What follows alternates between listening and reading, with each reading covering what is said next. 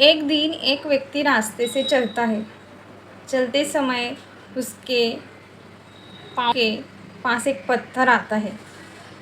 उस पत्थर से उस व्यक्ति को बहुत चोट लगती है और गुस्से से वो व्यक्ति उस पत्थर को पास वाले खेत में पटक देता है।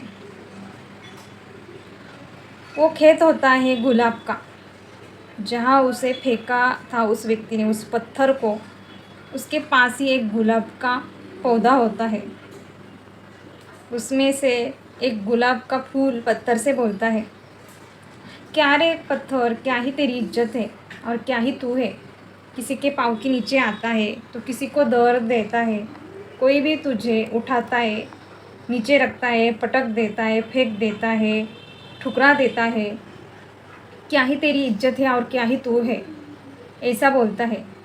गुलाब के बातें सुनकर पत्थर को बहुत बुरा लगता है, बहुत अपमानित लगता है, बहुत शर्म आती है। कुछ ही देर में उधर एक मूर्तिकार आता है। वो पत्थर ढूंढ रहा होता है उसके काम के लिए। तब उसे वही पत्थर मिलता है। उस पत्थर को उठाकर वो अपने घर लेके जाता है और उस पत्थर को भगवान का आकार देता है। और कुछ ही टाइम में उस पत्थर से वो भगवान की मूर्ति बनाता है। उस मूर्ति को वो भगवान मानने लगता है और उसकी पूजा के लिए वो कुछ फूल लाता है। उस फूलों में वही गुलाब का एक फूल भी रहता है और वो फूल वो अपने पत्थर रूपी जो भगवान है उनके सामने वो अर्पण करता है। तब उस भगवान की मूर्ति के पैरों में फूल रहते हैं और उस फूल में वो गुलाब का फूल रहता है। और वो गुलाब का फूल देखता है कि वो वही पत्थर की मूर्ति है जिसका उसने अपमान किया था।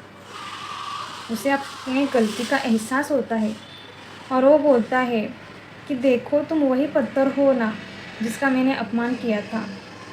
उस बात के लिए क्षमा मांगता हूँ, माफ़ कर देना। मैंने तुझे बहुत भला बुरा कहा, तुम तो भगवान की मूर्ति निकली रे। इस छोटी सी कहानी की एक ही सीख होती है, कभी किसी का अपमान नहीं करना चाहिए। कोई कितना भी बड़ा क्यों ना हो और कोई कितना छोटा भी क्यों ना हो, पर सभी का समय बदलता है। ज़िंदगी के पड़ाव में समय और कर्म के एक दूसरे के दोस्त होते हैं।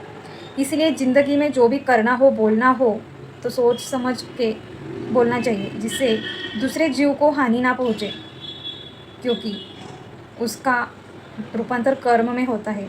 और कर्म तो समय का दोस्त है। बात कैसी लगी, अच्छी लगी हो तो लाइक करिएगा। तब तक के लिए बाय।